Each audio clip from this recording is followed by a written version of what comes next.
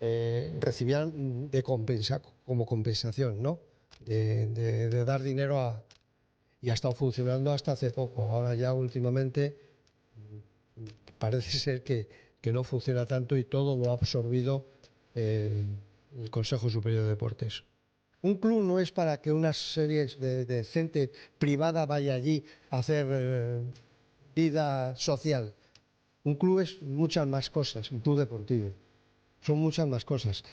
El error que vienen ahora mismo es que hay muchos deportistas que se están lesionando ahora a principios de temporada por no descansar. El cuerpo humano no puede estar a un 100% o un 99% o un 95% constantemente arriba. Tiene que descansar, tiene que tener picos. Una cosa es deporte y otra cosa es ejercicio físico. El deporte es cuando está sometido a unas normas y a unas rigideces de reglamento, de entrenamiento y de todo eso. Y otra cosa es hacer ejercicio físico. La gente dice, voy a hacer deporte, se va a correr al Parque del Oeste. No, eso no es deporte, eso es ejercicio físico.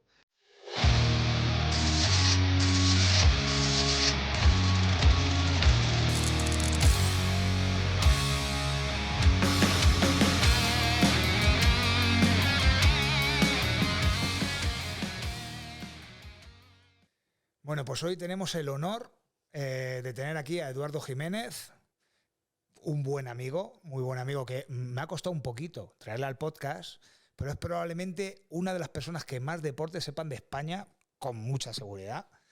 Ha pertenecido al Consejo Superior de Deportes nada más y nada menos que 20 años. Una persona que tiene una medalla al mérito deportivo, primera promoción de INEF, ha entrenado a muchísimos deportistas olímpicos, conoce a casi todos, en todos los ámbitos casi todos deportivos, y por no decir que puedo decir muchas más cosas, porque tienes un currículum, como has dicho, gordo, así. Te voy a preguntar, Eduardo, ¿quién eres? Bueno, yo soy una persona que le gusta el deporte, le gusta la vida y desde pequeño, mi primera competición fue a los 10 años de gimnasia y desde pequeño he estado estudiando, por supuesto, pero haciendo deporte, vinculado con el deporte, primero como deportista y luego como entrenador, como profesor y últimamente en el Consejo Superior de Deportes como técnico de alta competición. Oh, ha sido vamos, que has tenido una vida súper. Pero me gustaría, Eduardo, que me contaras cuáles son tus inicios, cómo nació tu pasión en el deporte. O sea, desde chiquitito tus padres te lo inculcaron, cómo surgió esa. Porque claro, hace años el deporte no estaba tan implantado como ahora. Entonces, ¿cómo fue ese desarrollo? Sí, efectivamente. Yo estudiaba en el Colegio de la Sagrada Familia y había un gimnasio allí y con aparatos y yo veía a la gente que venía a entrenar allí con el entrenador nuestro, con César Román, y yo quería hacer gimnasia. Y entonces pues mis padres me apuntaron a la gimnasia y iba por las tardes a la salida del colegio a hacer gimnasia. Y luego ya me pasaron por las mañanas y luego cuando ya iba más adelante y iba prosperando en los movimientos, pues ya volver a entrenar por la tarde y ya empezamos con las competiciones. Y empezamos con deporte de gimnasia de competición escolar y luego ya con competición federada. Los, los 6 aparatos de suelo, caballo con arcos, anillas, salto, paralelas y barra. Y ahí empezó mi afición, que no lo he podido dejar, claro. Luego he seguido estudiando, entré en la universidad y de la universidad se inició los estudios de educación física, se inauguró el INEF, dejé los estudios de la universidad, por cierto, de arquitectura, y casi mi padre me echa de casa para matricularme en INEF y soy de la primera promoción del INEF que acabamos en el 72. He sido profesor de educación física en un colegio de Chamberí de los hermanos maristas, y al mismo tiempo entrenador de deportistas y profesor de distintas federaciones, de las asignaturas de biomecánica o de preparación física. Últimamente, de mi vida, antes de pasar al consejo, entrené tiro con arco, hice unas publicaciones y ya al final, después de estar de asesor con una empresa americana para los Juegos Olímpicos del 92, pasé al Consejo Superior de Deportes como técnico de alta competición para llevar el análisis y el seguimiento de la gestión técnica deportiva de las federaciones. Entonces veíamos los programas que por la ley del deporte, para recibir una subvención del Estado, había que presentar un proyecto, se valoraban los proyectos deportivos y luego se hacía un seguimiento de cómo se desarrollaban esos proyectos deportivos. Y ahí vino el salto no grande de las federaciones en el año 92, que fue cuando empezamos a trabajar ya seriamente con las federaciones. Se les obligaba a las federaciones a presentar proyectos deportivos y se les valoraba cómo lo conseguían. Entonces tenían unas rutinas de entrenamiento mucho más eficaces de lo que se había llevado hasta el momento, gracias al programa ADO y a las subvenciones, por supuesto, del Estado, a través del Consejo Superior de Deportes. Háblanos un poco de eso, de los programas ADO, que me has comentado fuera de cámaras, así que eso, porque ahora a día de hoy ya no se hace. No, el programa ADO se lo creó una persona excelente, un secretario de Estado fantástico, Javier Gómez Navarro, y se hacía un convenio con las federaciones, con las empresas, que las empresas aportaban un dinero para que los deportistas pudieran entrenar. No a los técnicos, no se pagaba a los técnicos, se pagaba a los deportistas, becas, según conseguían resultados en campeonatos de Europa, del mundo, o eran proyectos de futuro. Eran distintas categorías de becas, que lo que conllevaba distintos niveles de percibir el dinero. Y las empresas recibían a cambio patrocinios, o sea, sponsors, hacer anuncios en televisión española. Recibían como compensación, ¿no? De dar dinero y ha estado funcionando hasta hace poco. Ahora ya últimamente parece ser que no funciona tanto y todo lo ha absorbido el Consejo Superior de Deportes. Pero los deportistas siguen percibiendo becas para poder entrenar. ¿Cómo surge esa oportunidad de pasar de entrenador a la propuesta que te hacen de, oye, ¿quieres ser miembro del Consejo Superior de Deportes? ¿Cómo surge esa ocasión? ¿Cómo nace? Una persona en el Consejo Superior de Deportes que estaba muy interesada en crear un departamento de técnicos de alta competición, Herminio Menéndez, multimedialista de piragüismo, una excelente persona, estaba muy interesado en crear este grupo.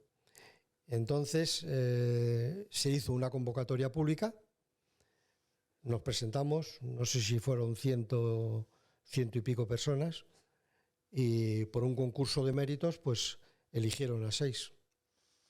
Y entonces entramos ahí. Yo dejé que entonces estaba yo trabajando como asesor de los Juegos Olímpicos de Barcelona con una empresa americana, la EDS, Electronic Data System, en la informatización de los Juegos Olímpicos, que ha sido el boom más grande de todos los Juegos Olímpicos que ha habido, porque ahí hay un salto de información informática de los resultados de los Juegos Olímpicos. No ha sido superado todavía. ¿Qué diferencias hay entre el deporte de antes y el deporte de ahora? ¿Qué dirías a eso? Total. Vamos a ver, yo recuerdo que en el año es que hay que diferenciar entre deporte y actividad física y ejercicio físico. Yo recuerdo que en el año 64 dejamos de entrenar para cuando acabó el curso y estábamos preparando los exámenes del preuniversitario, el COU. Y yo estaba tan estresado que un día me puse el chándal y me fui a correr al Retiro. Y estando en el Retiro, vi al fondo, que entonces se veía, no sé si ahora todavía, el Cerro de los Ángeles, y dije, me voy a correr, me voy hasta allí, me voy hasta el Cerro de los Ángeles, son 13 kilómetros. Bueno, pues corriendo por la carretera, que no era la autopista que hay hoy en día, me pararon 2 coches para decirme, oye, chaval, ¿te pasa algo? ¿Quieres que te llevemos? Porque el ver correr a alguien por la calle era inaudito. Y ahora resulta que lo normal es no ver a nadie. En todos los parques, incluso por la calle, por la ciudad, la gente está corriendo. El deporte en aquella época era un deporte para andar por casa. No existían medios, los medios muy pocos. En nuestro saltador, Ignacio Sola, de Pértiga, saltaba con una pértiga rígida, bueno, entonces eran todas rígidas, pero no tenía un foso de caída de goma espuma, caía en la arena. Los gimnastas hacían gimnasia con colchonetas de 10 centímetros de borra, de lana. Hoy en día hay unos fosos de 50, de 1,50 m, llenos de goma espuma, una maravilla. Los gimnastas pueden hacer barbaridades. Se ha hecho profesionalizado el deporte. Los deportistas perciben cantidades de dinero para poder entrenar, porque hoy los entrenamientos son tan exhaustivos que sin una ayuda económica no te permiten vivir. Y sin una ayuda económica y colegial. Por ejemplo, los chicos jóvenes que están en la residencia Blume o en los centros de alto rendimiento van a clases también dentro del centro de alto rendimiento. Entonces, compaginan estudios con entrenamiento. Se les adapta los estudios escolares a las horas de entrenamiento, porque hay que tener en cuenta que los deportistas entrenan 2 y 3 veces al día. Entonces, claro, a un instituto normal no puedes ir. Entonces hay convenios con institutos para que vayan allí a los alumnos a clase de forma, vamos a decir, privilegiada. Para que puedan entrenar, puedan dar clase. ¿Y cuál es? Dime, o sea, esto es una curiosidad, ¿vale? Es una curiosidad. Ya que has conocido tantos deportistas y demás, dime, los 3 deportistas de años atrás que más te hayan llamado la atención y los 3 deportistas actuales que más te llamen la atención. Que digas tú, pues mira, por sus valores, por su forma de... Aunque sean del mismo deporte, de diferente deporte, 3 deportistas referentes del pasado y 3 deportistas referentes del presente. Del pasado. Que sean referentes. Hay un deportista por antonomasia que es... claro, tengo que hablar de mi terreno. Joaquín Blume. Joaquín Blume, un fuera de serie. Más deportistas de aquella época. Pero comenta quién es y qué hacía para que sepa. Joaquín Blume fue el primer campeón de Europa de gimnasia artística. Bueno, antes se llamaba gimnasia deportiva, gimnasia artística. Ganó a todos los rusos que entonces eran intocables y se proclamó campeón de Europa.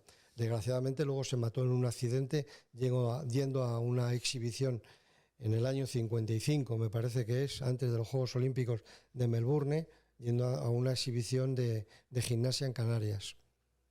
Una persona excelente. Deportistas que me hayan seguido en aquella época, pues... un par de ellos más. ¿Eh? Un par de ellos más, que sean referentes que digas tú. No hay que olvidarse de este deportista y de este otro.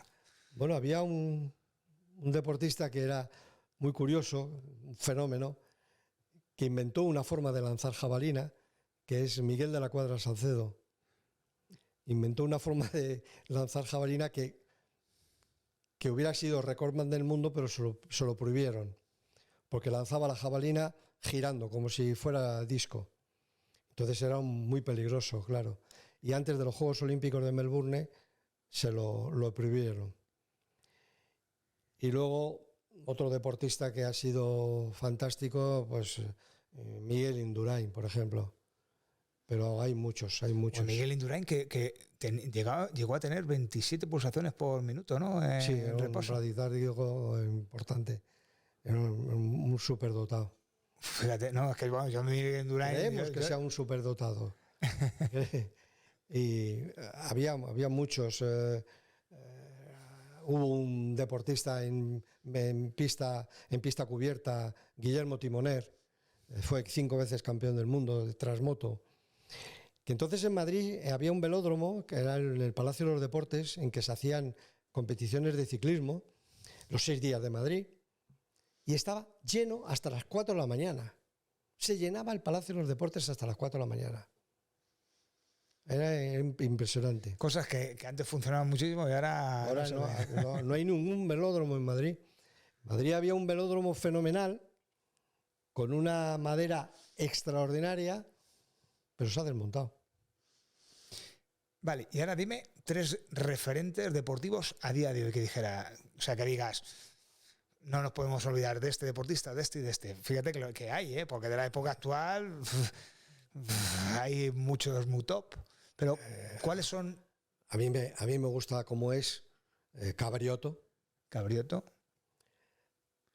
Di quién es, por si acaso hay alguien. Es un piragüista. Sí, yo sé quién es, pero es un poco por si alguien piragüista tiene...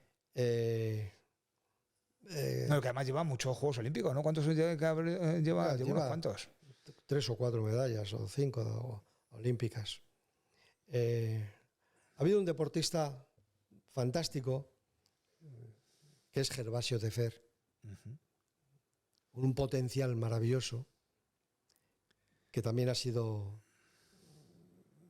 le ha explotado poco la figura de Gervasio. Ahora parece ser que le han hecho una película en su honor, pero Gervasio, los dos saltos que hizo y el ejercicio del suelo, era un superclase. Un superclase. Más deportistas, es que hay muchos. Ya, sé que hay muchos, pero 3 que te nazcan. O sea, te faltaría uno, has dicho 2. Sí, es que... Sé que hay muchos y te vas a dejar gente sí o sí. O sea, que es que...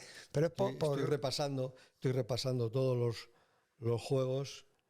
Hombre, hay deportistas que les admiras porque hay que conocer el sufrimiento que tienen para llegar a donde han llegado. Por ejemplo, los marchadores, los maratonianos. Gente que está sumamente exprimida y sumamente controlada con el control con dopaje. Entonces tienen un mérito. El hacerse 50 kilómetros marchando no es hacerse los 50 kilómetros, es todo lo que hay que hacer para hacerse 50 kilómetros. Las horas, las veces que tienes que entrenar al día y los kilómetros que tienes que entrenar. Se hablaba en mi tiempo un tal Raúl Molé de la soledad del corredor de fondo.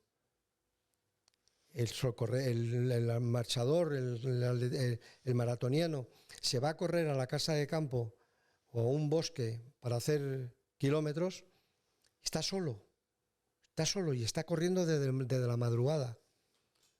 Entonces llega un momento en que se entristece uno de estar solo. Eso es maravilloso.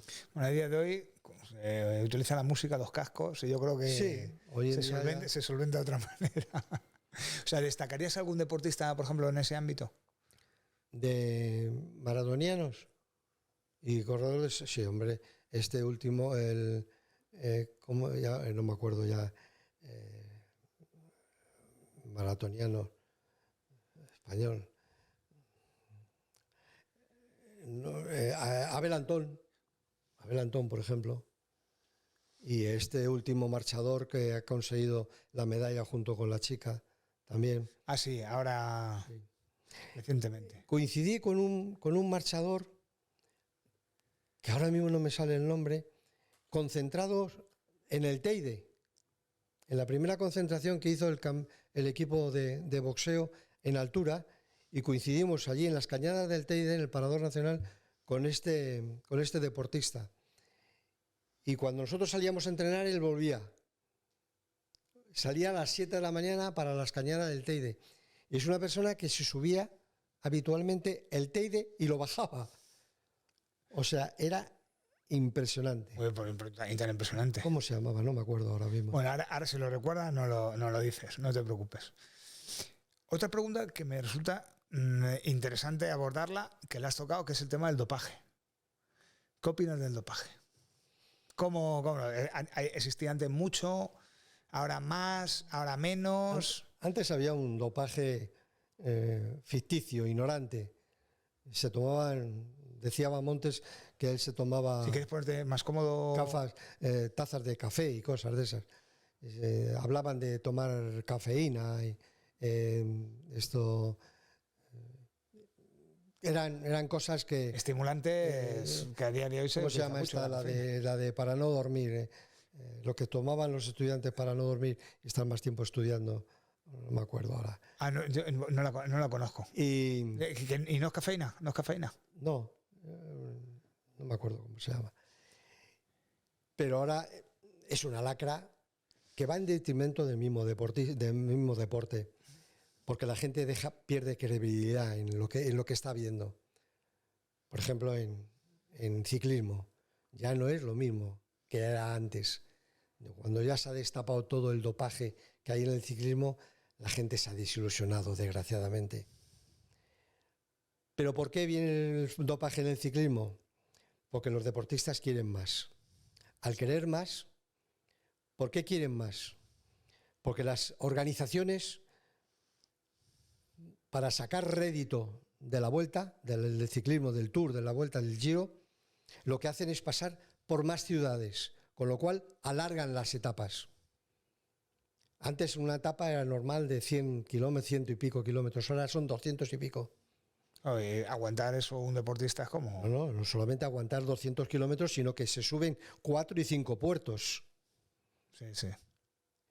Entonces, los deportistas quieren aguantar. Los organizadores quieren sacar dinero. Para aguantar a los ciclistas, pues les tienes que dar. ¿Qué ocurre? Que los deportistas gregarios, los ciclistas gregarios, tienen que subir y bajar constantemente para llevar bidones a los de la élite, a los capitanes de equipo. Entonces, claro, se tienen que rezagar, coger los bidones y salir para arriba para alcanzar al pelotón y darle los bidones. Eso requiere muchísimo gasto calórico. Entonces, claro, 250 kilómetros, 4 puertos de montaña, ¿qué tiene que comer? ¿Qué tiene que comer una persona que normalmente gasta 2.700 calorías al día en una vida normal, sedentaria? Pues, entonces, se han metido para ayudar al deportista con sustancias. ¿Quién sabe más de las sustancias? Pues los médicos, los entrenadores. Se ha controlado mucho. Por ejemplo, Lidia Valentín no hubiera sido Lidia Valentín en la halterofilia si no hubiera existido un control exhaustivo del dopaje en halterofilia. Las marcas de las chinas de hace unos años son inalcanzables. Entonces, el AMA entró a saco dentro de la Federación de Halterofilia, sancionó a Bulgaria, Turquía, bueno, a todos los países de estos que tienen mucho desprecio por la mujer, que no la valoran, no les importaban, les daban de todo y hacían unas marcas impresionantes. Cuando eso se ha controlado y la gente ha ido limpia, pues tienes a Lidia Valentín, campeona olímpica. Entonces, o sea, la solución de todo esto es tener una mano durísima, no dura, durísima. Porque claro, ahora los deportistas dopados consiguen resultados, muy bien, pero se les acorta la vida. ¿Qué consecuencias va a tener eso? ¿Y cuánto desconocimiento puede haber por esos deportistas? O sea que la solución de esto es mano muy dura. Indudablemente el deportista está enterado siempre de lo que le están dando. El entrenador, el médico, la federación y el país. Un deportista, para mí, a mi forma de pensar, un deportista que salga dopado, toda esa cadena me la cargaba yo. Pero taxativamente, fuera de los Juegos Olímpicos, fuera de campeonatos del mundo, campeonatos de Europa, fuera. Ya verás cómo espabilaban, cómo han espabilado los búlgaros, los turcos y todo. Vale. Otra pregunta que tengo curiosidad de, pues, ¿qué necesita un deporte para ser deporte? Para ser deporte, pues tener una serie de normas, primero, que sea de personas. Porque claro, no vale el deporte este de que corran los perros. Eso, el deportista es el perro, no el... Podríamos hacer una excepción, es la hípica. Pero es que, claro, la hípica, el caballo lo maneja el jinete. El perro sale corriendo y... Entonces, que sea de personas, que tenga una implantación, un reconocimiento social, que tenga una estructura técnica, física, de reglamento de competición, que esté sometido a unas pautas de entrenamiento, que necesite entrenamiento y un código de puntuación y un código de estructura de reglamentación de la competición. Necesita una estructura a nivel de país, o sea, autonómico, o sea, tiene que pasar primero por ser autonómico, regional y demás para estar implantado a nivel nacional, o que... Bueno, tal y como está planteado la situación social en España por las autonomías tienen todas las competencias en el deporte dentro de su autonomía. Entonces, tiene que tener una implantación autonómica. Esa implantación autonómica tiene que estar sometida a unas reglas nacionales. Ellos pueden organizar sus competiciones territoriales, autonómicas, y luego, según los criterios que imponga la Federación Española, competir en la competición nacional. Claro, pero es curioso porque hay algunas veces que para constituir un deporte como federación nacional te piden que primero sea autonómico. Pero para que sea autonómico muchas veces te dicen que primero tiene que ser nacional o que te den unas pautas. Entonces, ¿qué orden es el correcto? ¿Que primero sean las autonómicas? ¿Que primero sea nacional? Bueno, tendría que pautar esto la Federación Española. Es decir, para que nosotros reconozcamos un deporte, las autonomías tienen que tener este deporte de esta. Entonces, en cuanto a la Federación Autonómica lo tenga estructurado, la Federación Española lo admite. Pero tiene que ser unas normas para todas las comunidades autónomas por igual. Es decir, tiene que tener clubes, tienen que tener implantación, tiene que tener un número de fichas, tiene que tener una reglamentación, tiene que tener un cuadro de árbitros, tiene que ser cómo se compite y cómo se proclama el campeón. O sea, toda una reglamentación. Entonces, si eso lo dice la Federación Española, la territorial debe, cada uno somos como somos, pero debe la territorial asumirlo, hacerlo y ponerse en contacto con la española. Y entonces todos adelante, sacarlo todo, pero tiene que ser un proyecto en común de todo el mundo. No tiene que ser nada impositivo. O sea, le darías como... Para que se cumplan esas normas, ¿qué importancia le darías a los jueces, a las personas que se encargan de ese cumplimiento? ¿El qué? Perdón. ¿Qué importancia le das a esas personas que hacen cumplir el reglamento, a los jueces y demás, a los árbitros? Sí, vamos a ver. Sobre todo, no ser posesivos de la verdad. Es decir, ser personas que luchen y que quieran la implantación y el reconocimiento de ese deporte. Que no vayan a unos criterios personales. Es decir, que a mí, que no sea yo el protagonista, sino que sea mi deporte el protagonista y sobre todo los deportistas. Pero no yo. Que el deporte no esté para mí, sino yo para el deporte. ¿Y qué papel juegan en muchos deportes las empresas privadas? Porque hay muchas empresas privadas que al final son las que tienen un poco el poder. Es decir, yo pongo el dinero, yo pongo...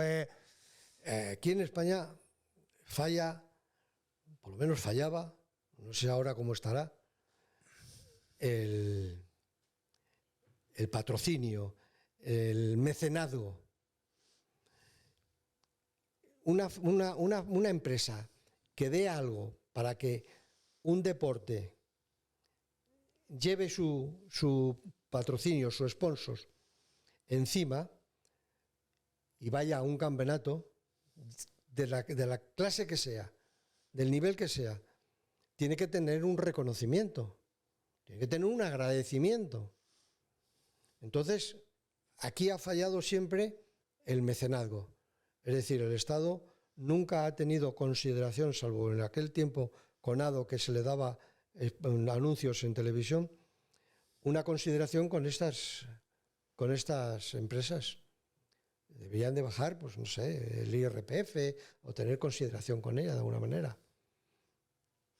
Pero mi pregunta iba más por ¿qué debería hacer una federación en el caso de que una de esas empresas quiera imponer normas o quiera hacer que se salten esas normas? Porque darle la medalla de oro y brillantes. Porque eso es... claro, las empresas tienen... Yo pongo el dinero, estoy aquí... Tienen claro. unos consejos de administración, tienen unos accionistas, tienen que explicar dónde va el dinero. Entonces, pues... es delicada la situación. Lo mejor es tocarles el bolsillo, es decir, usted me da esto y yo se lo agradezco con esto. Eso es lo mejor. Y sobre todo concienciarlo, porque en España falla mucho, a mi juicio. Ponte cómodo si quieres. Falla el asociacionismo, el nivel el concepto de club, el concepto de asociación. ¿Para qué sirve un club? Un club no es para que unas series de gente privada vaya allí a hacer vida social. Un club es muchas más cosas, un club deportivo. Son muchas más cosas. Y evidentemente, esas personas con cierto nivel que pagan por ser el club, son los que mantienen el club. Y tienen que estar agradecidos a que los niños y los deportistas que representen ese club, los representen dignamente. Pero claro, a una persona que está pagando unas cuotas mensuales o anuales por ir a un club a nadar, llegar allí a la piscina y encontrarse que le han quitado 4 o 5 calles para que entrenen unos niños, pues igual se enfadan, no les gusta. Eso es lo que falla. Que vayan allí y digan, anda, me han quitado 3 calles, pero es que están entrenando los chavales. Sí, pero es que van a ir a un campeonato territorial o a un campeonato de España, un campeonato del mundo. Entonces, eso es lo bonito. Que eso es lo que existe mucho en Alemania. En Alemania los clubes están sumamente potenciados. Aquí en España no. Aquí en España no. Aquí me consta a mí de que en algunos clubes han protestado los socios porque los niños viajaban a competir y ellos decían que no pagaban turismo. Ya. Es una mentalidad muy pobre. Ya. Muy pobre. ¿Qué clubes funcionan? Los pseudos profesionales. Los clubes de fútbol que tienen, no el Real Madrid, Atleti, Barcelona, no, clubes del Majadahonda, que tienen sus centros de deportistas, de enseñanza, tenis, pero no tenemos ningún club así potente de bádminton. O si lo tenemos, está supeditado a las prebendas que le den los ayuntamientos, que le dejen un rinconcito para entrenar en un pabellón, porque en el pabellón viene unos amiguetes a jugar a fútbol sala que pagan unas cuotas.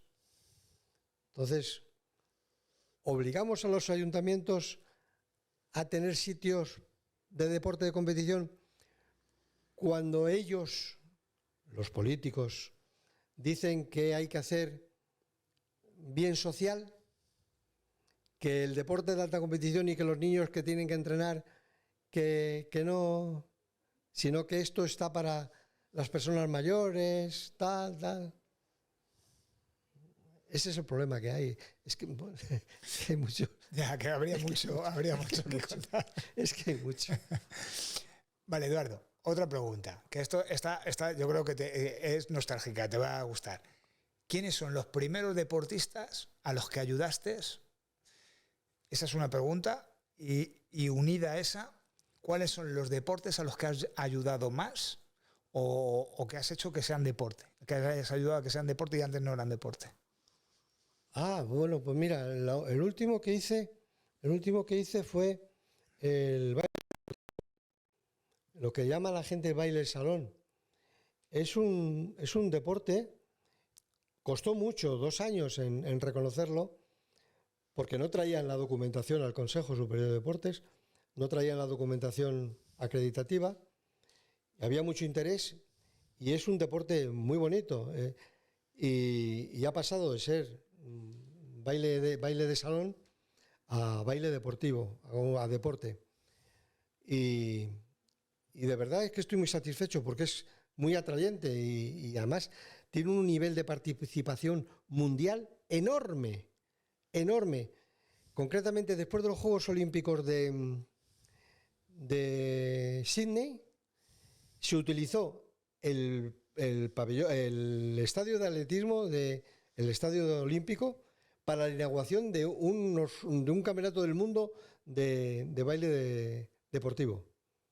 El nivel de audiencia, el nivel de seguimiento es enorme.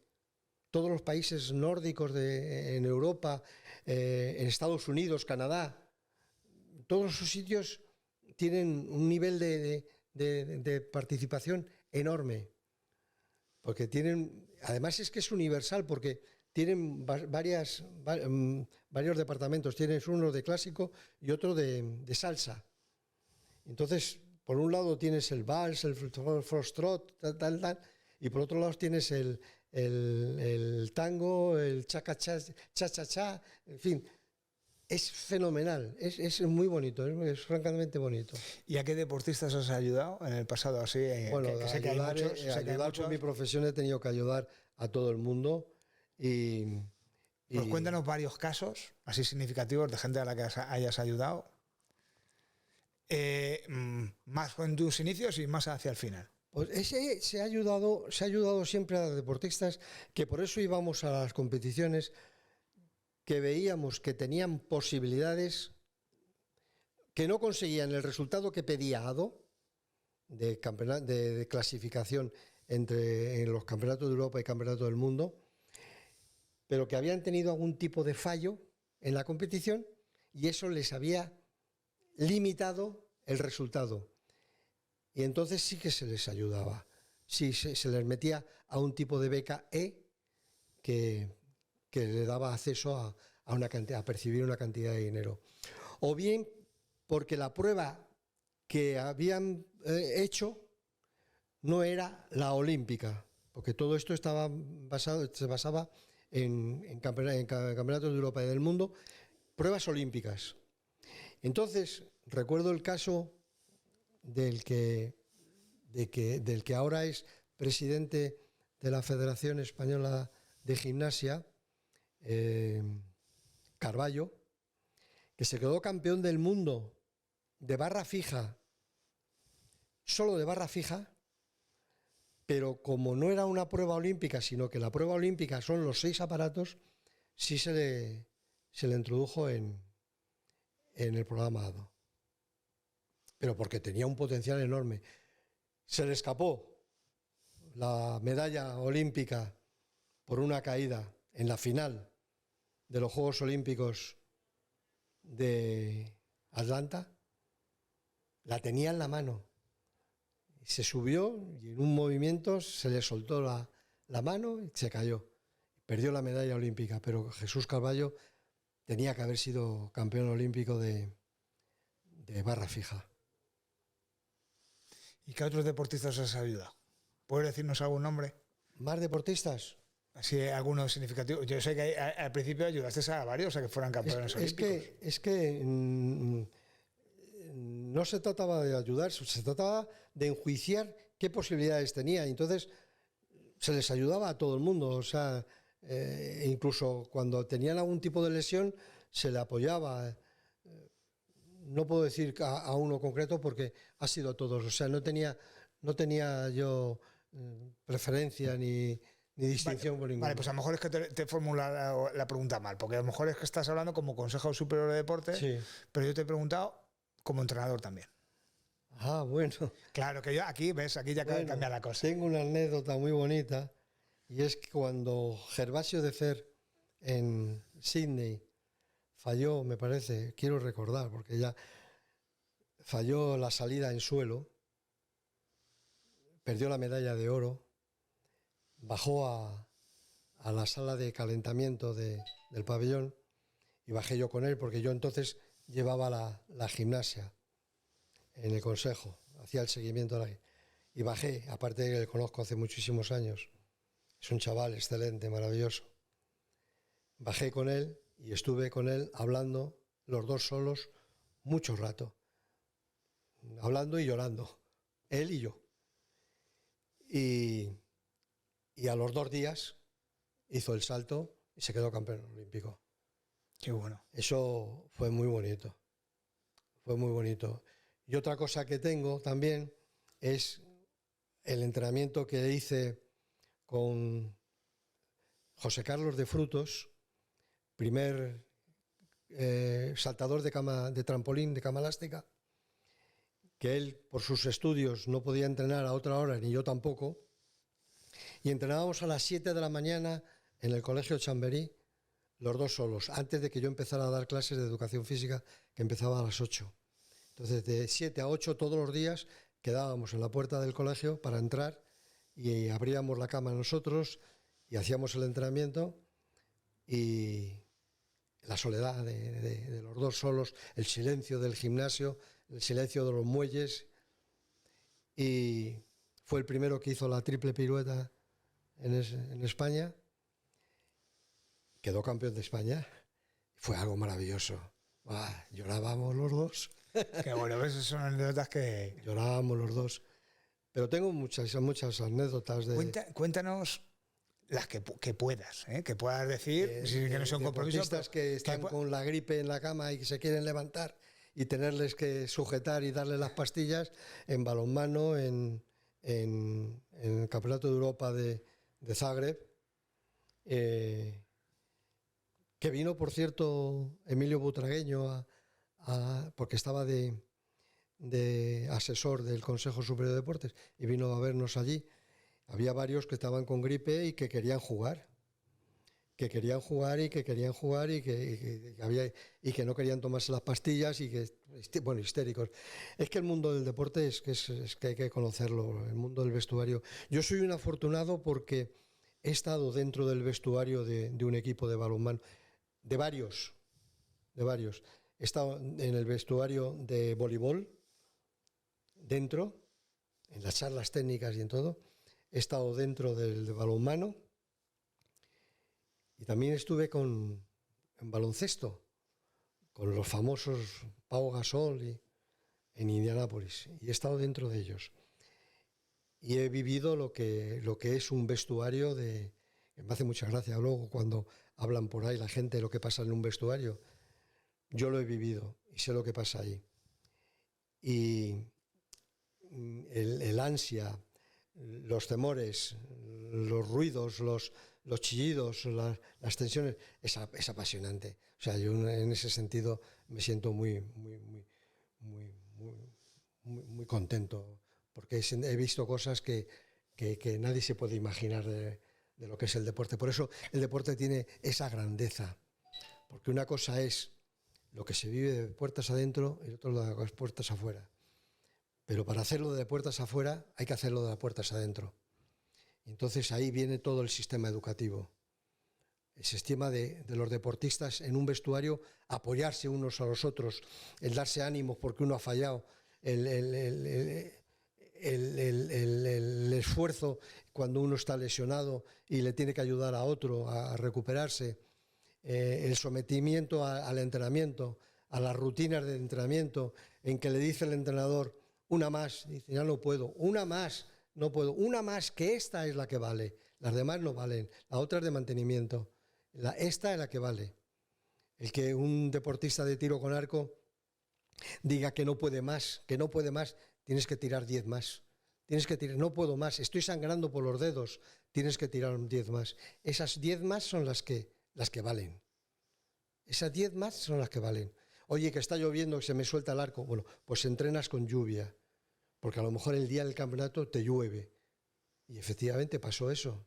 A Juan Carlos Holgado, cuando le entrené, un día, me acuerdo que estábamos entrenando en el campo de tiro, y empezó a llover, y digo, no, tú sigue entrenando.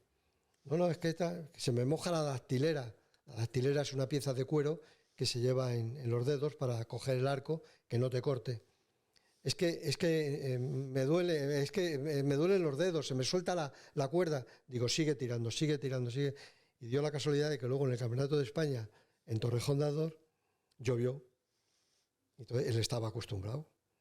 Quedó campeón de España. Toma ya, ¿ves? Es una anécdota chula, ¿ves? Esa sí que es una anécdota. Oye, una curiosidad, porque he oído alguna vez... Perdona. Sí. Ahí también te puedo contar de la soledad del entrenamiento. Los domingos, por la tarde, nos íbamos, aparte de entrenar todos los días, pero nos íbamos por la tarde a hacer algunos entrenamientos específicos al campo de tiro de San Sebastián, está en la salida de la carretera de Toledo, a entrenar los dos solos. Y ahí, por ejemplo, le ponía una vela en delante de la diana para que la apagara. Qué bueno, como las películas, vamos. Sí. Hay cosas muy bonitas.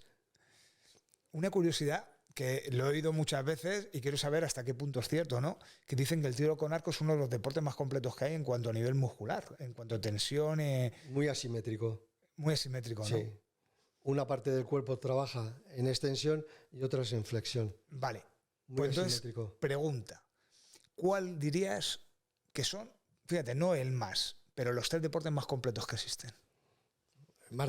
Para mí, bueno, el más completo por las características es la gimnasia. Porque tanto estás con la cabeza para arriba como estás para abajo. Trabaja la fuerza, la velocidad, la resistencia. El desarrollo es muy armónico. La flexibilidad, la elasticidad. Ese es para mí el más completo. Dime 2 más.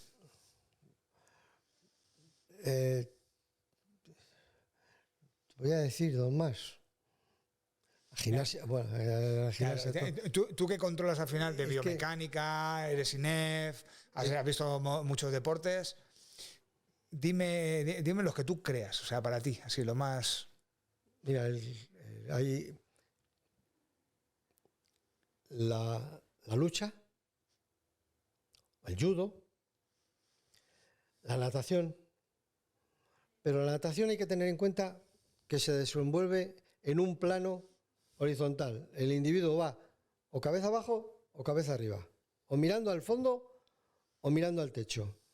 Que antes te hablaba de la soledad del corredor de fondo, pero ¿y la soledad del nadador? Todo el rato mirando la línea continua que está en el fondo de la piscina. Eso doy fe, porque yo antes nadaba y yo he llegado a estar hasta 2 horas nadando y ya una vez que te acostumbras, pues te acostumbras, pero sí es verdad que... Es una soledad enorme, es un aburrimiento. Ves el lateral de la piscina cuando sacas la cabeza para respirar y el fondo. La natación es fenomenal porque te da mucha fortaleza, flexibilidad, elasticidad, resistencia, fuerza. Porque es que no solamente es el deporte, sino lo que haces para hacer el deporte. Es decir, todo lo que tú acompañas para hacer ese deporte. Un deportista que hace natación tiene que hacer pesas. Entonces, unas pesas determinadas, claro, no lo mismo que un lanzador de martillo.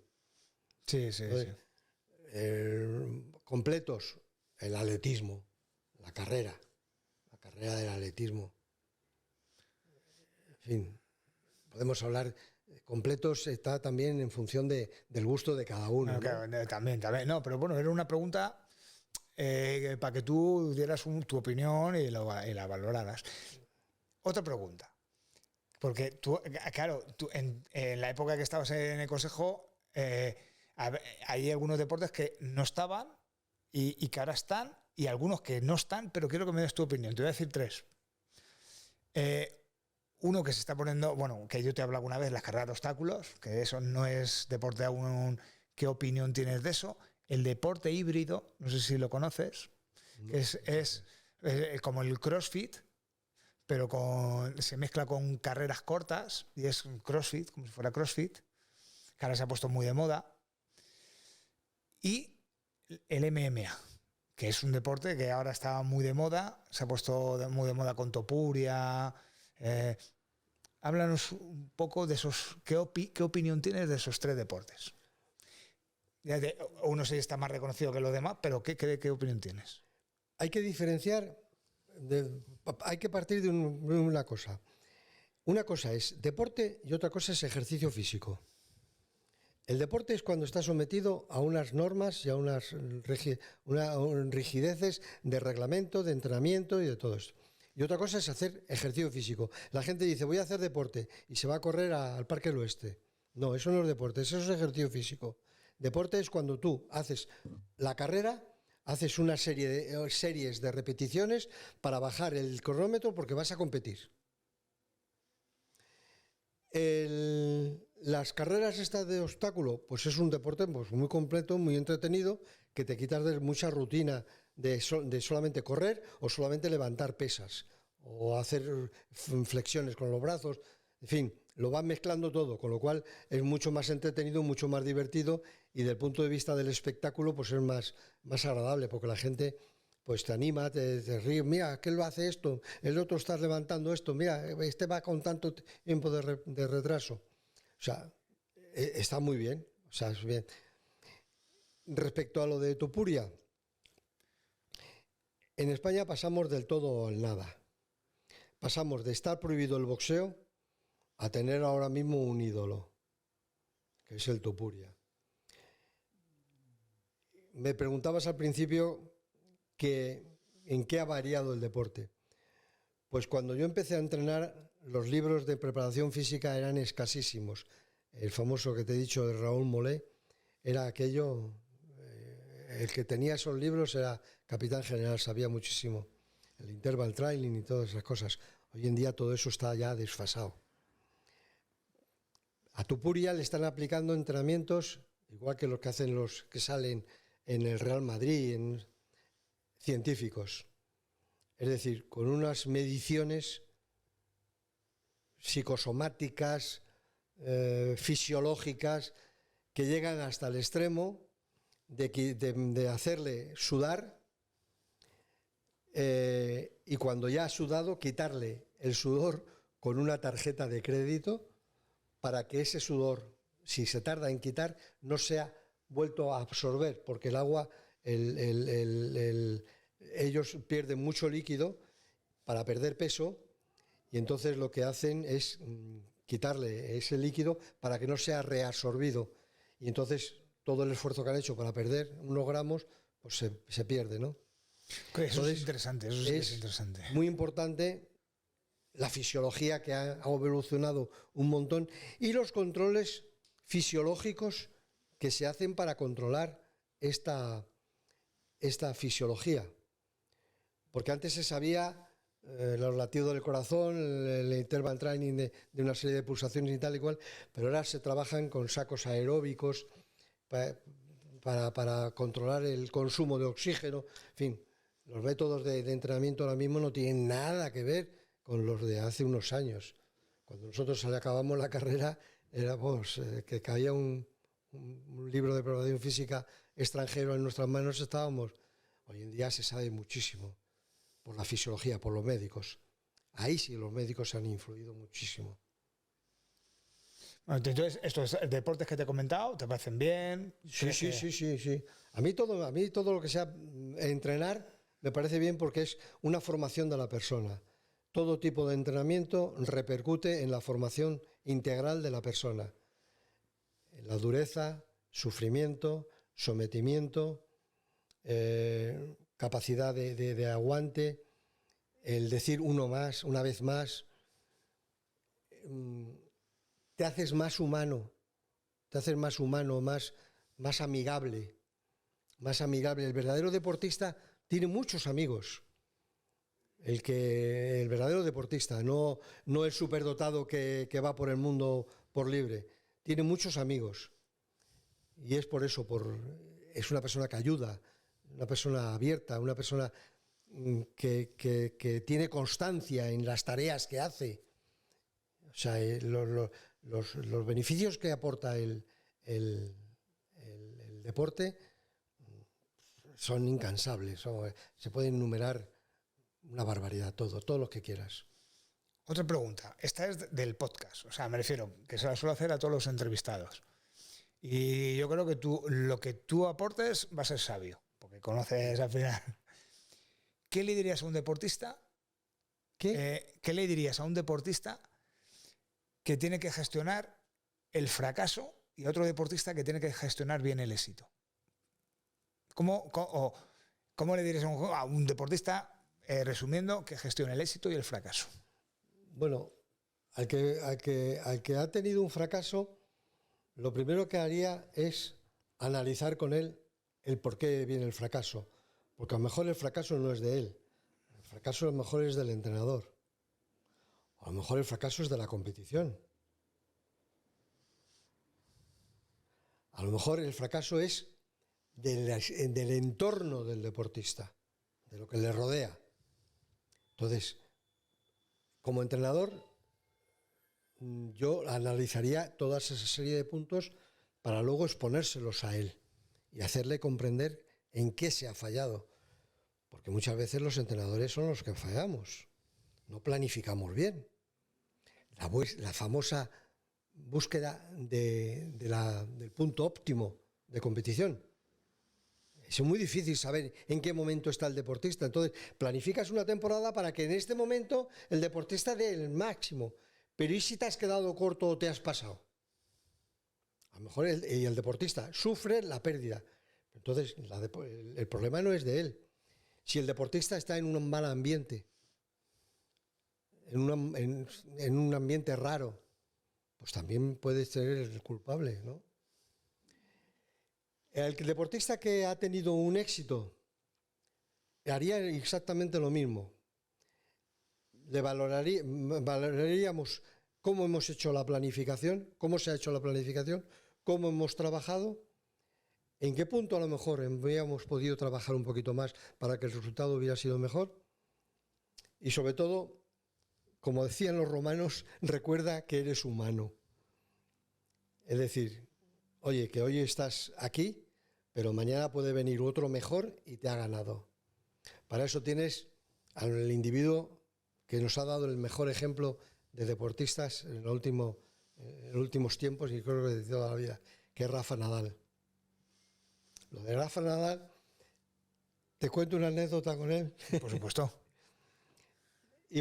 Fuimos a los Juegos Olímpicos de Pekín y el equipo técnico, en todos los Juegos Olímpicos, hacíamos un informe. Ese informe era un calendario, una previsión, un análisis y unas conclusiones. Todos los días sacábamos lo que había ocurrido en el día y cómo España estaba situada dentro de los Juegos Olímpicos de los países. Entonces, llevábamos impresoras y todo para poder trabajar, porque los informes se los dábamos al Consejo Superior de Deportes, a nuestro director general, a nuestro secretario de Estado, al rey, a la Casa Real, al Juan Antonio Samarán y al ministro de Cultura, por supuesto. Entonces llevábamos nuestras impresoras y todo para poder trabajar, nuestros ordenadores y tal. Acababa la competición, nos reuníamos todos, hacíamos el informe y con las impresoras lo sacábamos y lo distribuíamos a los jefes. Bueno, pues como yo sabía que llevábamos una impresora en color, yo me llevé papel de fotografía. Me fui a ver, hasta hacer el seguimiento de un partido de Nadal y me llevé mi cámara de fotos. No, perdón, no. En la inauguración llevaba yo mi cámara de fotos y entonces con Rafa Nadal me hice unas fotos. Esas fotos, que eran cámara digital, las saqué por impresora a un papel de fotografía satinado. No se escribe con bolígrafo. Entonces me llevé esa foto a Nadal. Vimos el partido y después del partido, pues como teníamos una acreditación universal, entrábamos en los sitios de calentamiento, zona VIP. Me llevo la fotografía y le digo, Rafa, ¿me quieres filmar la foto? Estábamos los dos en la inauguración, en el desfile. Y llevaba yo un bolígrafo. Hice una marca en el papel y me digo, pues mira, pues sí que escribe. Digo, Rafa, escríbemela. Y Rafa va y va a hacerme la firma y no escribía. Y me dice, esto no escribe. Dice, espérate un momento. Dejó el bolígrafo y se fue a buscar un rotulador por toda la instalación para firmarme la fotografía. Al cabo del rato llegó y me dice, oye, no he encontrado ningún rotulador. Digo, no te preocupes, Rafa, siéntate aquí. Estábamos con los argentinos. Siéntate aquí con tus amigos y tal, que ahora vengo yo. Y me fui a la ATP, al salón de la ATP, y allí me dejaron un rotulador. Volví y me dice, ¿dónde has encontrado el rotulador? Digo, en la ATP. Dice, ahí, es que ahí yo no entro. Me firmó la fotografía y la tengo en casa firmada. Ese es Rafa Nadal. Rafa Nadal va a buscarte un bolígrafo para firmarte una foto. Qué bueno. Qué bueno. Esa foto la tengo yo en casa enmarcada. ¿Qué más? Quería hacerte una pregunta que va relacionada con Rafa Nadal, entre otros dos deportistas, y quiero que me des tu opinión sobre la retirada, porque acaba de retirarse Nadal, pero justo se ha retirado Iniesta y se ha retirado Gómez Noya. Estamos hablando de tres deportistas que en sus deportes han sido probablemente de los mejores de la historia en sus deportes. Bueno, no sé si sabes la historia de Gómez Noya, le detectaron una cardiopatía, creo, en el corazón. Y le dijeron que no hiciera deporte. Y él dijo que seguía. Y ahí lo tienes. Afortunadamente todavía está así. Ojalá siga toda su vida, que no le salte. Porque claro, no es lo mismo un corazón de un deportista entrenado que luego ese corazón cuando deja de hacer deporte. Entrenar, claro. Sí. Pero lo que nos ha enseñado Rafa Nadal con su forma de ser, su aguante, su afán de superación, el no dar un punto por perdido, el entrenar, el lesionarse, el volver a entrenar, eso sí. Y además la forma de hablar que tiene, no tiene enemigos de nadie, de ningún lado. O sea, es una persona encantadora. Ya te digo que en el trato, en la Villa Olímpica, el trato que tenía Nadal era de no dejarle comer nadie. Entrábamos a comer al comedor olímpico y era constante, un asedio constante de todo el mundo pidiéndole fotografías. Fotografías y autógrafos y de todo. Era espectacular. Nadal se presenta a cualquier elección dentro del Comité Olímpico Internacional y sale elegido por mayoría absoluta. Una persona encantadora. ¿Y qué dirías de los otros dos deportistas, de Gómez Noya y de Iniesta? Noya tiene la prueba de triatlón es una prueba brutal, es durísima. Además es encantador él, es un chico encantador, fenomenal. No, lo da el deporte, sí es que lo da el deporte. Igual que el de Iniesta, es otra persona encantadora. Y que son personas que tardarán muchos en reaparecer, en aparecer otros. Pero viene muy bien porque sirven como ejemplo. Esas personas sirven como ejemplo. No el tenista ese que se dedica a romper raquetas contra el suelo. Eso de cara a un niño es demoledor. Es demoledor. Vale. Otra de las preguntas del podcast es cómo era antiguamente, pero qué importancia se le debería dar y se le daba a la comida, al descanso a esas dos cosas principalmente, a la comida y al descanso. A la forma de comer, a la nutrición. Ambas cosas, ¿eh? No te olvides tampoco del descanso. Antes no se daba esa importancia a la comida. A la comida no se daba importancia. Los ciclistas tenían un tabú. Hace muchos años, me lo contaba Bamontes, que era no tomar vinagre porque comía los glóbulos rojos. Ah, sí. Pero ahora, hoy en día, los dietólogos, saben perfectamente qué es lo que tiene que comer un deportista y que no. Antes comías un potaje o lo que fuera cuando venían ganas y ya está, ¿no? Pero ahora, hoy en día, sí, ahora llevas una estricta medición de los hidratos de carbono, de las grasas, de todo, para aporte calórico. Y entonces lo que van buscando es qué consumo calórico tienes y qué es lo que debes de comer. Entonces constantemente están vigilados. Igual que psicológicamente, un deportista con un preparador psicológico es muy, muy, muy, muy importante. En el Consejo, Carolina Marín ha tenido un preparador psicológico muy bueno, que está allí en la residencia Blume y que la ha valido muchísimo. La psicología es el miedo escénico. El salir, muchos jugadores de fútbol que son muy buenos, cuando llegan a un equipo grande, se hunden porque les come el ambiente, la escenografía les come. Entonces, el afrontar una competición es muy importante, tener un preparador psicológico. O sea, que aparte de la comida y el descanso, la preparación psicológica es fundamental, ¿no? O sea, fundamental. La figura del psicólogo. Y además tenemos en España unos psicólogos extraordinarios, pero extraordinarios. Que ahora se le da más importancia, pero antes se le daba, ¿tú crees, esa importancia? O... Vamos a ver, antes había un error, que es que el psicólogo era un psicólogo que empezó a dedicarse a la psicología de los deportistas, era un psicólogo clínico.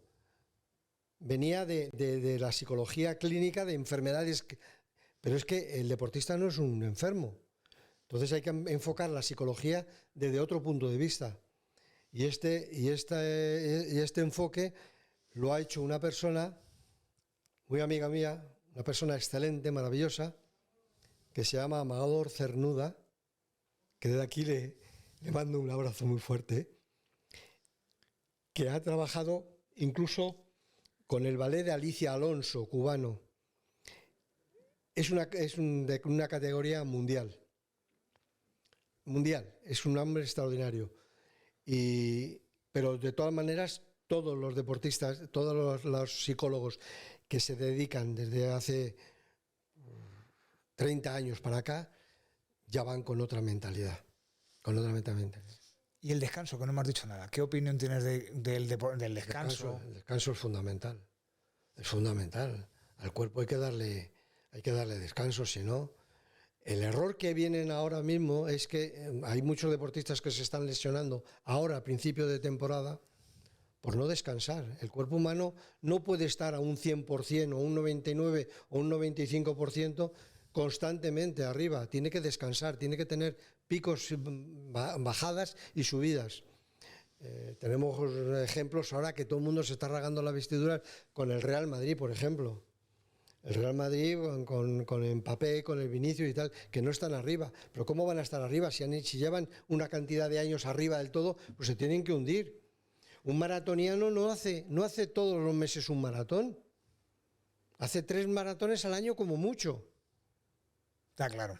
Y tiene que descansar. Porque hay deportes como el fútbol que se estaba exprimiendo demasiado los... Mira,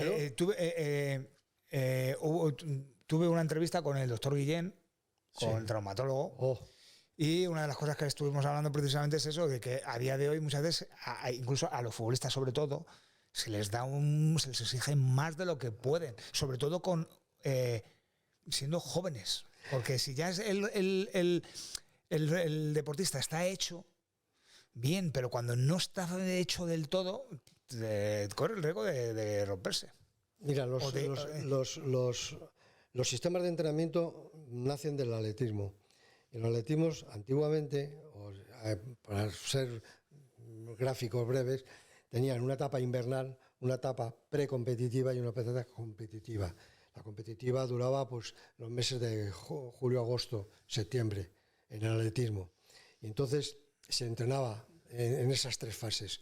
Ahora ya se han dividido esas fases y se hacen microciclos y en fin. Pero el jugador de fútbol no tiene julio, agosto para competir, como en los Juegos Olímpicos, en agosto, 15 días. El jugador de fútbol empieza la temporada en el mes de septiembre y la acaba en el mes de junio. No, y incluso en agosto están ya jugando. En agosto. Entonces, tienen que estar entrenados todos los días. Y todos los días tienen competición, es decir, tienen todos los días, todas las semanas tienen una final. Porque la liga es ganar los 34 tantos partidos, ganarlos todo el tiempo. Luego, son finales todo lo que hacen. Luego tienen microciclos de semanas, de preparación física, de fuerza, resistencia y velocidad. Y más luego la técnica. Entonces, tienen tal sobrecarga que llega un momento en que se saturan y se hunden. No les funciona la cabeza. Y el músculo es muy listo. El músculo sabe de contracción, pero no sabe de movimiento. Y dice, ahora no me contraigo, ya no puedo más. Vamos a ir llegando al final. Te voy a hacer unas preguntas rápidas sobre algunos deportistas, que me des tu opinión. Con una pregunta que va ahí unida a esos dos deportistas que te voy a preguntar. Y quiero dejarte un espacio para que te lo vayas pensando a la par que me vas contestando. Para ti, para que me digas o hables sobre algo que quieras hablar, que no te haya preguntado y a lo mejor quieras comentar. Y luego va la parte final que te he dicho cuál iba a ser. La de transmitir, condensar un mensaje para la audiencia final, ¿vale?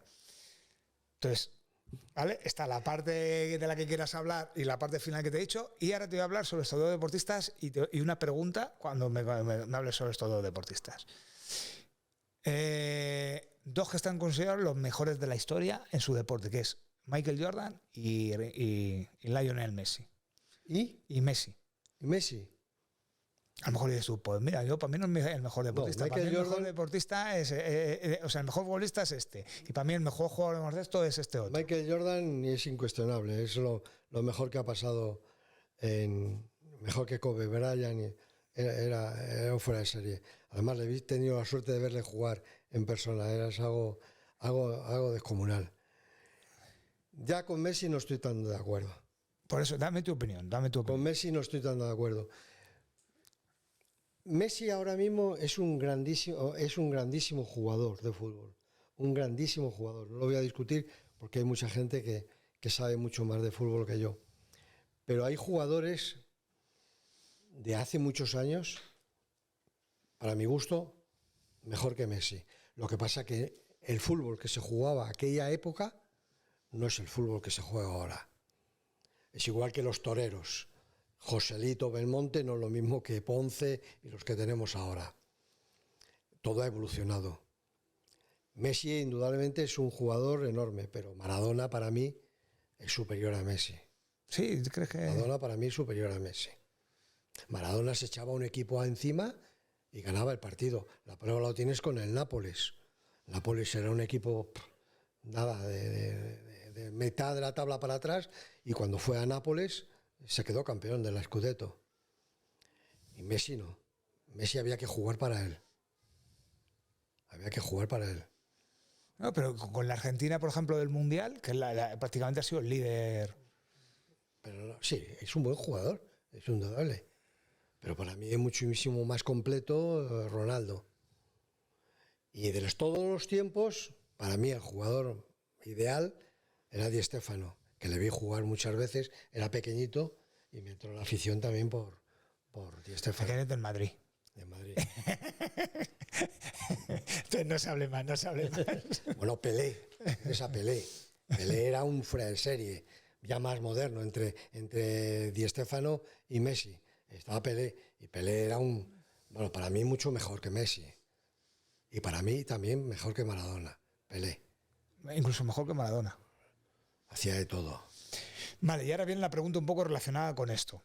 ¿Crees que el deportista top se hace o nace? No, no, no, no. Tiene que nacer. ¿O es una mezcla? Tiene que nacer y luego indudablemente se tiene que hacer. Sobre todo hoy en día. Hoy en día se tiene que hacer. Se tiene que hacer porque es dificilísimo. El deporte hoy en día es dificilísimo. Tú puedes coger a un niño con muy buenas condiciones físicas y tal, pero si no le con unas condiciones psicológicas, físicas y todo, de estructura, de tal, pero si no le sometes a una rutina de entrenamiento muy serio, muy científico, se va a quedar. Se va a quedar porque es que hoy en día, ya te he dicho, lo de Tupuria están entrenando de forma muy científica. Los jugadores del Real Madrid, los atletas, todos están con controles en pista de ácido láctico. En fin, se están utilizando una cantidad de métodos enormes para sacarlo. Si tú tienes un chaval que es una joya, pero si no la pules bien, no. Pero hay una parte que se nace con ella. Sí, claro. El que nace torpe muere torpe. Vale. Eduardo, una parte para ti.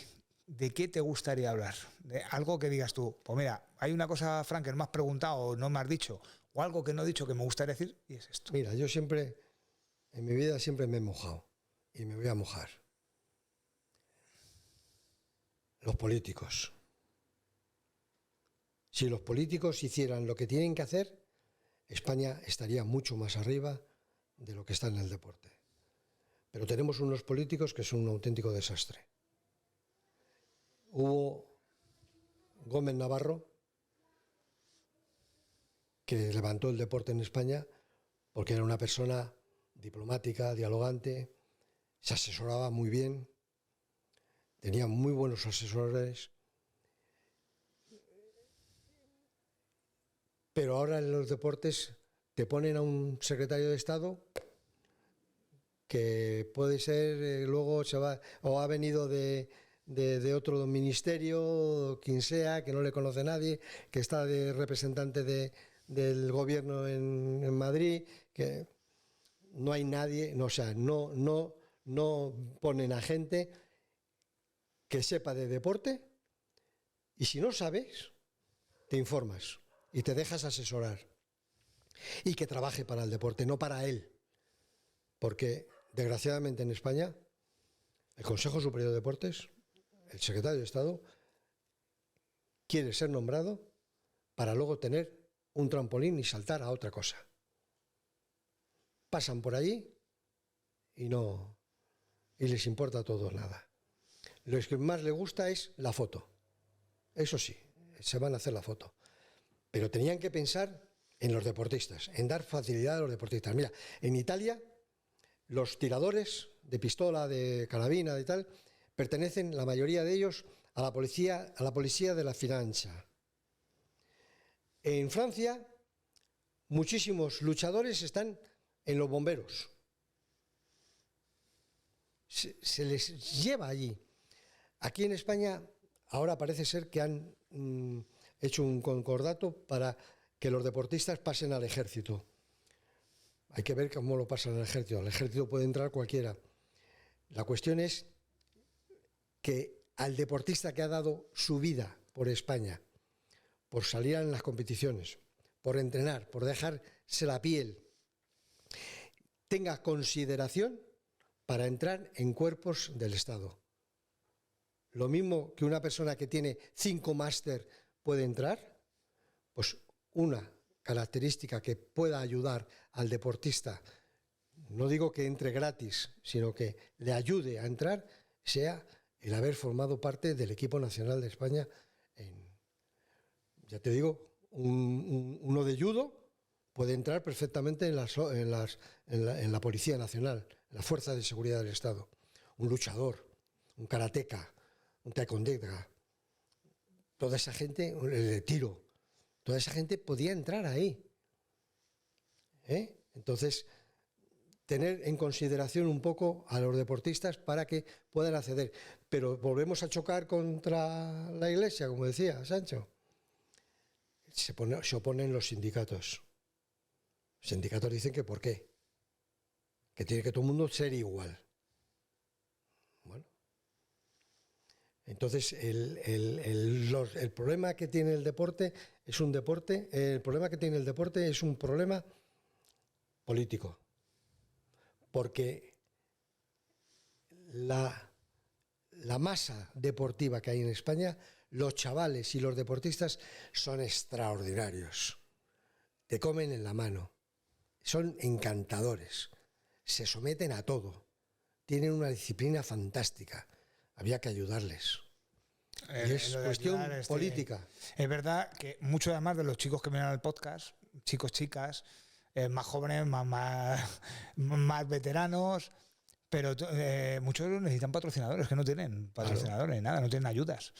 Y muchas veces el podcast al final sirve como una ventana para poder hacer ver que hay deportistas que son súper buenos y que no tienen ayudas para viajar y para hacer cosas. Incluyo dentro de los políticos, nos hacemos una idea quiénes son todos, y también los presidentes de las federaciones.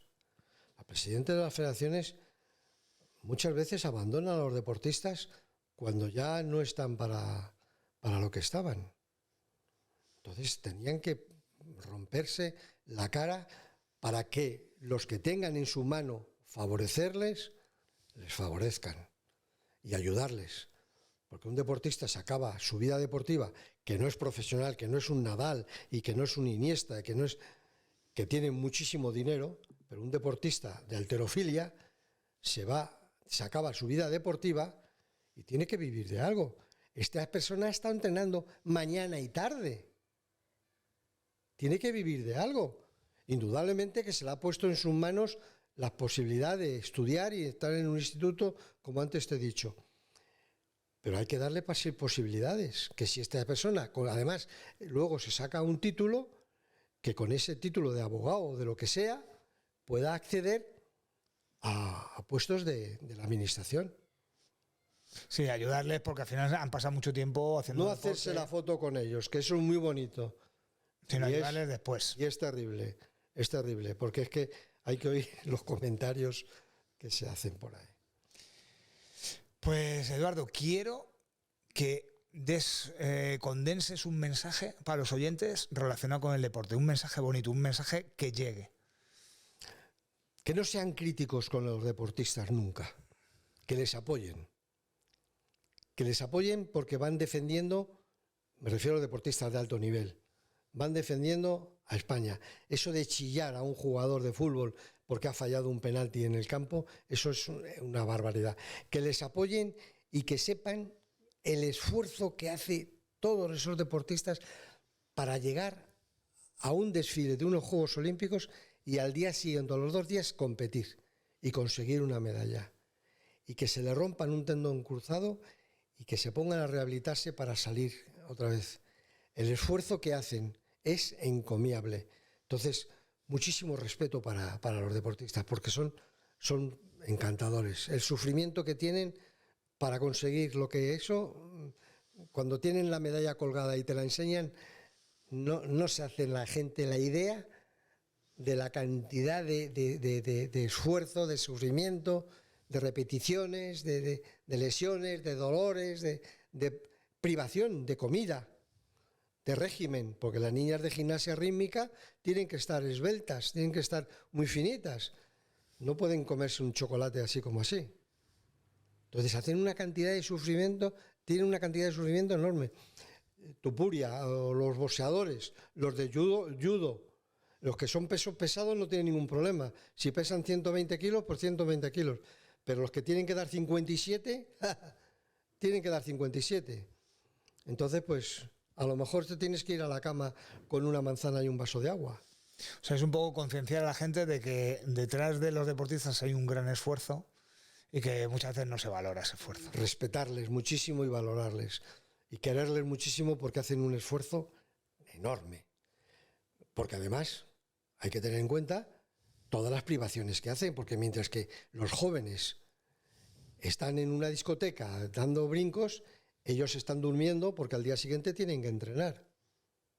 Es que eso mucha gente no lo... Niños, niñas y deportistas en general que se van a una residencia Blume, a un centro de alto rendimiento, y no tiene esa infancia, que no están con sus padres. Que no están con sus padres. Y el esfuerzo que hacen los padres de dejar a una hija que se marche o un niño que se marche para estar concentrados a 500 kilómetros. Eso es, es muy duro, ¿eh? Sí, totalmente eso es muy duro, ¿sabes? Eso no está pagado. Estoy totalmente de acuerdo. Pues nada, Eduardo, ha sido un placer enorme. Te doy las gracias por haber venido. Sé, porque ya te conozco y ya nos conocemos, que probablemente después del podcast, pues podíamos haber hablado de esto, podíamos haber hablado de esto otro. Te invito a que otro día, o sea, te dejo la puerta abierta para que otro día puedas regresar. Cuando quieras, mientras que no me pongas en un compromiso. No, pues para nada. Ya has visto que hemos hablado y te he dejado hablar de lo que has querido y todo. Me voy a abrir el corazón y te lo voy a contar todo lo que pueda, pero menos los secretos del vestuario. Por supuesto. Eso puedes contar. Te voy a contar todo lo que puedas saber porque es un mundo apasionante y maravilloso. No, y aparte que visto el deporte desde tu punto de vista, pues al final es un punto de vista totalmente diferente. Se me olvidaba, hay una deportista que no te he nombrado, que yo la quería muchísimo, que es Blanca Fernández Ochoa, que desgraciadamente acabó como acabó, precisamente por la poca ayuda. Y la que tuvo, la tuvo mal. La tuvo mal. Blanca Fernández Ochoa era una persona maravillosa, maravillosa. La desquiciaron después de dejar la vida deportiva. ¿Quién? Pues los de siempre. Los que van a la foto y los que van a lo suyo. En lugar de ayudarla, la machacaron. Y fue una pena, porque es una persona maravillosa y se ha dejado la vida viajando por ahí en furgonetas, que esa es otra historia. Los de los esquiadores es otra historia, ¿eh? El viajar y dormir en furgonetas y en hoteles de mala muerte para competir. Eso es una historia preciosa, ¿eh? Preciosa. Pues entonces queda pendiente para la próxima. Eduardo, lo dicho, muchísimas gracias. Pues Fran, lo que quieras. Tengo la suerte de poder verte todas las semanas ahí con las peques, tú con tu nieta, yo con mi hija ahí en la piscina. Pronto haremos también algún podcast sobre la matronatación. Muy bien. Y todo lo que sea ayudar y ha sido un placer enorme. Sobre todo gracias por compartir. Aconsejar a los chicos que lo mejor que pueden hacer hoy en día con el estrés, con los nervios, con la bebida, con el tabaco, con las drogas, con todo, los problemas que tienen la juventud hoy en día, es hacer deporte. Es una válvula de escape enorme, que te hacen relajarte y al mismo tiempo afrontar las situaciones de una manera diferente, de una manera competitiva, de una manera limpia, de una manera inteligente. Es aconsejar a los chavales, a la gente joven que haga deporte, es algo, lo que sea. Y si no es deporte, ejercicio físico, pero lo que sea. Pero que se aprendan a sufrir y a superar el sufrimiento, porque esas endomorfinas que se segregan con el deporte es una forma de dopaje, un dopaje positivo, claro. Por eso el que empieza a hacer deporte tiene que seguir haciendo deporte, porque se encuentra a gusto.